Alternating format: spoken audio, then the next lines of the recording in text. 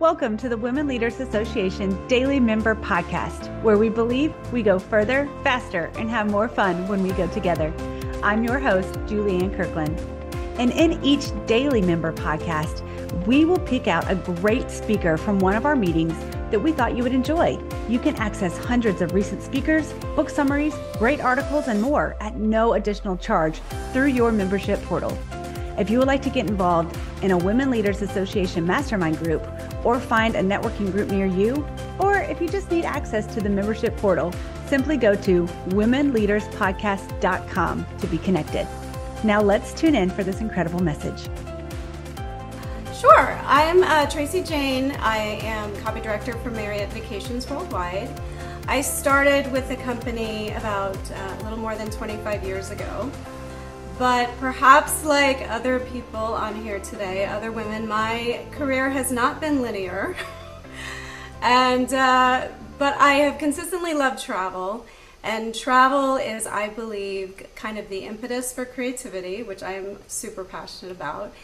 And I believe that, you know, like our life's journey, it's like the road to Hana. Maui's beautiful, lots of turns and unexpected surprises. And it's the journey that counts, and it makes us who we are. So with that, I'm going to get more into myself later, but I really want my goal for this presentation is for someone, if not many someones who hear this, to feel more inspired to pursue and nurture their own creativity for selfish reasons and also for your career. So with that, let's get started. Living a creative life. Okay, great. That's our goal. The good news is you've already started. You've been creative since you could verbalize to your parents, since you could interact with the world. You may recall back in kindergarten, you loved to color and belt songs and dance around. And so we're gonna talk about how we can get in touch with our inner artist. So after starting with Marriott, which was at the time, Marriott Vacation Club was part of Marriott International. It's now a separate company. But I had a job where every 6 months I had a different role. One of them was I got my real estate license. I sold timeshare for a year when my daughter was, when I was pregnant with her. And then when she was born, I continued to work. It happened to be like 9/11 then. And it was challenging, you know, being a working mom, especially with an infant. I was nursing. So I did that for a few years. And then one day, my daughter, who's always been an avid reader, said, Mommy, can we just stay home today and read? And I was feeling very overwhelmed. And I had a boss who did not have children. She was a woman, but she didn't understand that I paid $15 a minute. I was late picking up my child from daycare. And that when I had to leave, I really had to leave. So anyway, I became a stay-at-home mom, and I made friends with some of the women who were in the preschool, some of who were working, or some like me, kind of part-timing it. And we did together The Artist's Way by Julia Cameron, which, if you've never heard of it, is a kind of landmark book, but also kind of a book study on creativity. And Julia said it's great to do with a group of 4. So my 3 gal pals and I, the other moms, we formed 4 Chicks and a Muse. And we blogged through the book, and then we vlogged through the second book. And I think this is probably one of my favorite quotes of Julia Cameron's, which is that, you know, we have so much resistance, like, oh, I'm too old. Well, it's too selfish. I'm too busy driving my kids to all these lessons so they can be creative, but I'm an adult. And we view creativity as this thing that's like a luxury, or it's like immature. It's somehow wrong to fight for our own creative spirit as adults.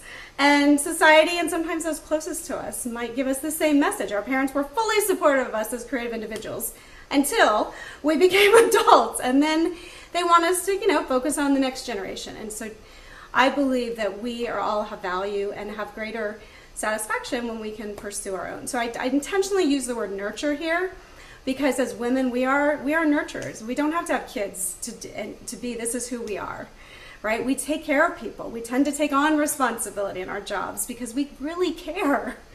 And that can be our weakness, but I believe it's ultimately our superpower. Okay, let's go on.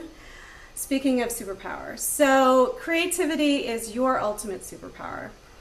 You have to believe this. Just like accepting that it's okay to pursue your creativity is a truth you have to believe. And give yourself permission to believe that. But then if you need more backup, research always supports the importance of creativity. In this particular study IBM did, of 1,500 CEOs, 60% of them cited creativity as the single most important leadership quality, even above integrity and global thinking. So they think it's important for us to do our jobs well. I like to tell this story. When I was a stay-at-home mom, at one point my daughter, we homeschooled for a couple years, and my sister had moved to Hong Kong. And when we were there, we went there for a month, and the front page of the Wall Street Journal, Asia, was about how China had a crisis because there were no creative thinkers. They had very efficient workers, right? But machines are designed to be efficient and productive, but humans are designed to be creative. And ultimately, creativity, when it's missing, cannot bring true growth. So think about if there's anybody who watched WandaVision. Wanda Maximoff, she brings back to life, and I don't want to have any spoilers, but ultimately she uses her own power of imagination and creativity to combine the elements that she loved in a new way. And that's pretty much what creativity is. Okay, before we move on to the next slide, I just want you to take a look at this picture. These I feel like an imposter syndrome saying this, but it's just something I'm really proud of. Last month I had a musical I wrote that I finally finished during the pandemic, was workshopped here in Orlando, downtown at the Renaissance Theater, to a sold-out audience. And these are the talented singers and actors who workshopped that. So that's what that picture's of. We'll come back to that. All right, let's go to the next slide. So this story is actually itself a retelling, and I really included this as an impetus to talk about what is creativity. You know, you can read books on it and creativity in the workplace, but in its simplest definition, creativity is just recycling. There's a finite number of words in the universe, and musical notes, and ideas, and archetypes, and story arcs, and this is where we have the opportunity to combine them in different ways, and that's ultimately what creativity is, right? It's a great business idea that is always an evolution of a previous great business idea, right? Everything is an iteration. So don't feel like, either you have a lakeside house where you can sit down and write the next great American novel, or you should just not do anything. It's not all or nothing. Everything is a step that leads to the next step. Okay, great. And I'm sorry, I can't help but look why I love WandaVision. Yes. Why do we as women have such a hard time sharing our awesomeness? I don't know, but it's a thing. And it's unfortunate, and I always feel bad. I always joke that I only use social media to harass my friends to come see my shows. But yes, so I really am passionate because of my Four Chicks thing. The four of us have really stayed close to each other. One is now a young adult novelist. One opened a gym and is now a nutritionist. The other started her own consulting business. So creativity is not just painting or not just writing. It could be those things. But it's really just a way of empowering yourself and all that you are, embracing all that you are. And I love that Joanna's topic was about authenticity. Because it's really related. It's saying we don't have to just be a man's version of success. We can be all who we are. And yeah, we're nurturers, we're creators, literally. We carry life, we carry new possibilities within us. And we are more open to things, to doing that. And having been a playwright now for 10 years, I can tell you, and now I'm a filmmaker, it's mostly men still telling the stories. That's why most of the protagonists are still also men. So only you can tell the stories that you might like to put into the universe. All right, but let's look at this a little more pragmatically. What are the benefits? What's in it for you? And also as leaders, what's in it for your team? I happen to lead a team of copywriters and copy editors, and I know that, secretly anybody who's in a job to do with communications got there because they wrote a poem when they were 8 years old that their parents praised or that their teacher loved a story they wrote. And so we all have this kind of latent desire to express ourselves. We are creators ourselves. So when we nurture this in others, it actually makes them feel more fulfilled as well. So it's selfish and it's a leadership benefit. More effective problem solving, lots of research on this. Boost to your brain and your mood because it's empowering and it's energizing. I can tell you I don't have many free minutes. I don't watch TV. I don't have cable, to my kids' frustration. But I'm always busy. And it's because I have the energy of like the things I want to do. It's the things I do for work and then the things I do, the other passion projects, and they feed each other, right? I feel like my work has more creativity and I also have more resources and freedom to pursue the things I want to because I do have a job. Greater identity apart from work. This is a huge one. When I leapt off the corporate ladder, I actually was with Marriott and then I went to Starwood. I did strategic alliances for a while, and when I left that, I almost, I lost it. I did not know who I was. I was like, without a brand, like, well, who's just Tracey? My self-worth really had to hit rock bottom for me to realize, oh wait, I'm a writer. I forgot that. And it's good to have like this identity that if for whatever reason there's another pandemic and you got furloughed, you still know who you are. And you have this identity that's not connected to work, that your identity amplifies what you do at work. Complementary universe, as we talked about, it's not an either or choice. They can both complement the other. Expanded social connections. A couple of years ago, I hosted a Thanksgiving with mostly 70-something-year-olds who play ukulele. I'm part of a local ukulele group. And through theater, it's good to meet people outside of just your work sphere and your normal friend sphere. That's what creates more empathy in the world, right? Meeting all kinds of people. And ultimately, what we all want.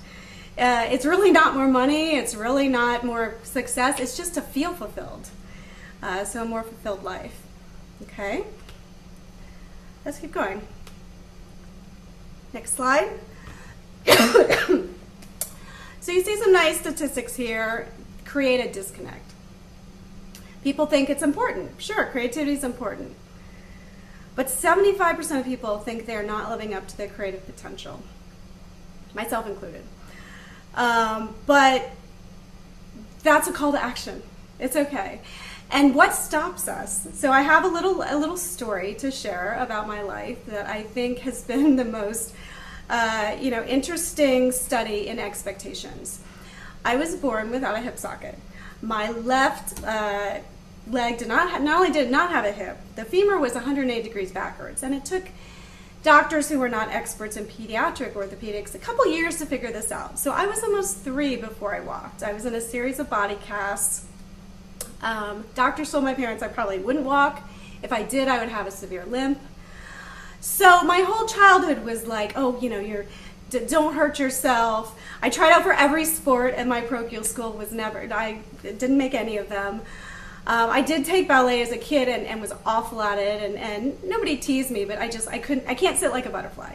I have very limited rotation in my left leg, and even my right. I have an inch difference between my legs still. But in my 30s, when my daughter was taking ballet, I met the woman who was the receptionist who had danced for Balanchine, which, if you know any ballet history, it was kind of like, the choreographer of the century. And she was one of the original Russian ballerinas, the baby ballerinas. She was now in her 80s and living in Florida, and really just wanted to pass on this love of ballet. And I was like, oh no, here's my story. I can't even, sit like a butterfly. And she told me about this one ballerina who just did perfect berets, evenly spaced. And I was like, all right, I guess it'll be good therapy. After a couple years, some young teens who were late bloomers joined the group, and they wanted to go on point. So at the age of 34, I went on point. And I actually became very good, and my teacher loved me because I could do really great left-hand turns, because my right leg actually will bend. Whereas most ballerinas, if you notice, will always go to the right because they're right-handed. So I learned that, and then I would joke that had only I been born with one less finger, I would be a great writer. Because of the expectation. I had zero expectation. I expected to be horrible and an embarrassment at ballet. And it taught me that it doesn't matter. In fact, it's helpful to have zero expectations. So don't put expectations on yourself that to write something you have to be Margaret Mitchell. Right? Just do what you can do. Okay, let's go to the next one. Which connected to dance. If you don't know Martha Graham, she's basically what Picasso is to art, or has been compared to Frank Lloyd Wright for architecture, is what Martha Graham did for dance in the 20th century. And there's an interesting anecdote where she was having lunch with Agnes DeMille, who was a choreographer back in the day, who had choreographed some things she was proud of but didn't really find success with them. And then she choreographed Oklahoma, the original Broadway production. Suddenly was hailed as a genius. And so she was having lunch with her friend Martha, and gal pals helping each other, you know, since the beginning of time. And she said, I just don't get it. Like, why do people think this is better than the stuff I did before? And Martha told her friend, your job is not to judge what you've created. Your job is not to say no. Your job is just to keep saying yes to what the universe is telling you to create. Keep the channel open. It's not your business to determine how good it is, nor how valuable, nor how it compares with other expressions. Sometimes what blocks us from being creative is comparing ourselves with others. It's so unhealthy. It's so toxic, and we just then block it all out, is what happens. But I love the ultimate. There's only one of you in all of time. And there's only one of you. It crammed it all into one. That's okay. So just a quick, like, my creative story. I warned you it was kind of like the road to Hana. But I started ad agencies. I had a merit job. I did a lot of things there. Went to Starwood. That didn't work out because I had this boss who really had no empathy for me being a new mom. So then I became a stay-at-home mom, just a stay-at-home mom, nothing else, for a couple years. And then I kind of, I'd kept in touch with friends I had worked with. And it felt like an all or nothing, like my life was going to be over. I was never going to work again. I was now officially just a loser mom. That's literally the messages I told myself. And then I started like being a glorified proofreader, and then it was like, oh, can you do a website for us? And that's when I really realized I love words. I went on a cruise and learned about the female poet Mary Read. I started researching it. I have 100,000 words of a historical fiction book I'll finish someday. And then a critique partner started telling me about, short plays. Like, oh, you can write these short plays. Theaters have contests, deadlines. Nothing inspires like a deadline. So I started doing that and finding success with that. In my freedom, I wrote a song for our neighborhood. Schools were being rezoned, and someone in the neighborhood made buttons up, one neighborhood, one school, because they were trying to break up all the neighborhoods, and it made no sense. I can see the school from my backyard, and they were going to have my son take a bus when he was riding his bike. So I wrote a song there. Again, I feel like an imposter sharing all this. It's just, these are, when I look back, like, wow, I've really done a lot of things. And at the time, it all seems minimized. Like, oh, it's just this. Oh, this is so silly. But the truth is, nothing is wasted. It all adds up. And it all is like, all these experiences become who you are. I did community theater. I got back in touch with that. I started quilting. And my musical I just finished. Now it's like, okay, now what? Trying to get it to the next step. This year, a friend challenged me to take to one of my short plays, make it a film. So we got in, and then I said, great, now what? And he said, oh, now you make the film. So I made 2 films this year, and they both won Best Film. And tonight, they're both up. There's 6 films nominated for Best Film of the Year with Orlando independent filmmakers, and 2 of them happen to be mine, which is stunning even to me. And then last but not least, I love my job. I love inspiring my writers. I have another writer on my team who finished a novel, something I've still not done, and other people who are doing creative things within and without of work. And I think it makes them better because I insist on both. All right. Next slide. But it's not easy. The proverb about 10,000 hours to become good at something is pretty true. I have about 300 pages of short plays I call quickies altogether. And, I always say it's embarrassing how much time I spend, just writing and editing and editing and editing. And I kind of spiral around until I finally get to the heart of what the story is I'm trying to tell. So yeah, it's not easy, but it's fun. Just like, the things you did as a child, like you enjoy them. And it's things that bring you a different kind of satisfaction than work, I can honestly say. All right, next slide. Okay, so again, this idea that creativity, so my second film that's up tonight is called Build-A-Bob. And it's about a future where, 2 gal pals go to the mall to create the perfect Mr. Right. Like Build-A-Bob, like Build-A-Bear Workshop, but it's at the mall. Anyway, so I went down this whole sci-fi and, artificial affection, it's about artificial affection, but artificial intelligence, and ultimately creativity is humanity. It's the one defining characteristic of what makes us human and not machines or other animals. And so some things that only you can do. Only you can find your own voice and express your emotions to the world. Only you can follow your own heart, desires, interests, and curiosity. Good and bad news, right? No one's going to do it for you, but you can do it. Use your imagination to bring new and fresh things to the world.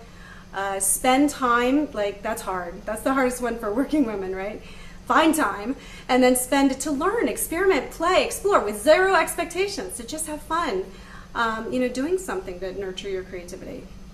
Share your creative passions, unique stories and experiences with the world. So those are some things that you are empowered to do. And you just, it's like the old Buddha expression, you just come as you are, right? There is no, as Stella said, you just do what you can do. Everyone starts somewhere, and every dancer will tell you her flaws.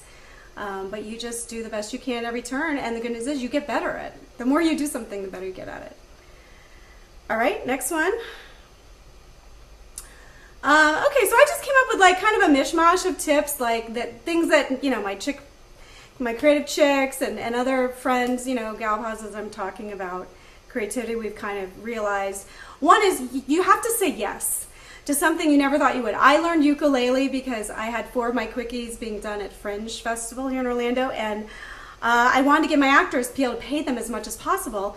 But I woke up with this dream that someone would play ukulele in between the four plays so they could change costumes and sets. And I realized the answer was just that I was going to learn ukulele. And I joined, this group. Most people who play ukulele are, in fact, retired. But they are just some of the most fun people I've met in life. Gather, your group, your safe, creative circle. Your safe space for when you succeed as much as when you fail. Right? Sometimes it's weird, and maybe you've seen this with your career. Good things happen, and then you get that promotion, and it's like, wait, why do I feel so not thrilled right now? And it's actually still fear. There's fear of success. And so when it starts to happen, it's like, oh God, now what? I can't do it again. I'll never write a play as funny as Meet the Pets. People just love that play. So you just have to have your group that you can go to. Recognize yourself. The activities that give you flow. Flow is, of course, like when hours pass and you don't realize time has gone on because it's something you're really enjoying and meant to do. Give yourself permission to play, have fun. I can't emphasize that enough. Don't worry about the end game. I still have no end game. Replace the word lazy with afraid. This is huge. Julie Cameron talks about, we beat ourselves up like, God, I'm so lazy. Why didn't I do that? It's now ask yourself, wait, I'm afraid of something. What am I afraid of? What is stopping me from from doing that. There's a fear. Let me just articulate it, and then it vanishes once you realize whatever it is. Like, oh, I remember in 3rd grade my teacher told me I wasn't good at drawing, and that's really what stopped me. So now you're older and you can do anything. And then take the next small step. Whatever else you do, there's always going to be another small step to take. And I know this is true of, your career as well. But with creativity, it's super important because it's not like sitting on that lake house and just waiting for inspiration to hit and strike like lightning. No, it's just, okay, what small thing can I do today? All right, let me just get to the end of the part where these 2 characters leave, right? And you just keep going. All right, next. So yeah, where will your creativity lead you? Your career path may be straighter than mine. I hope it is. It probably is. But creativity is not as, you can't tell it what to do. You have to really just nurture that little artist child inside you and be like, hey, where do you want to go? Let's go on an artist date. Let's go to that art show. Or grab your creative gal pals and go see the opera. I realized I was like 40-something years old. I had never been to the opera. I was like, oh, well, that seems like weird. Like, let's go check it out. And even though you're starting small, and even though it seems like what's the point of this? I'm an adult. Why am I trying to be creative? I remember my dad telling me, 40-something-year-old women don't run off to go be in plays, as I was, acting in plays. And I said, I can't explain it, but I do, and I need to. And it was like a turning point for me. It's like I stood up to my dad. Like I said, hey, this is me. Again, authentic self. Like there's a part of you that has things that you may really discover a different side of yourself doing. Okay? And most importantly, progress over perfection. I've learned if you have a gifted child, you also learn this. You should never use the word perfect. There is no perfection. Perfection is profanity. But the key is progress. Am I further along than I was before? If yes, then celebrate. Perfection implies that we are gods, and we are not. We are humans who just need to keep creating. And then last but not least in life, last slide, don't be afraid to ask questions, because questions are your curiosity. Like, I wonder what would happen if I took that class or took an acting class or went to some historical site with some friends or did something that was just for me and left the kids with my husband for a weekend. I wonder if the whole house would burn down. So that curiosity might inspire you to see where it leads you. And other people may push back and at first be like, no, that's not the person I know. They want to put you in a box, but you can go wherever you want to go. And please don't hesitate to reach out to me if I can help your creative journey at all. I really believe in the power of female friendship to further creativity and support one another just as much as in leadership. Hey, my friend, if you enjoyed listening to this podcast, be sure to rate, review, and share your biggest takeaway. And if you're wanting more, you can access hundreds of recent speakers, book summaries, great articles, and more at no additional charge through your membership portal. You can also get involved in a Women Leaders Association mastermind group or a networking group near you. Or if you just need to access your membership portal, simply go to womenleaderspodcast.com to be connected. Because here at Women Leaders Association, we believe we go further, faster, and have more fun when we go together. That's all for today, my friends. Bye for now.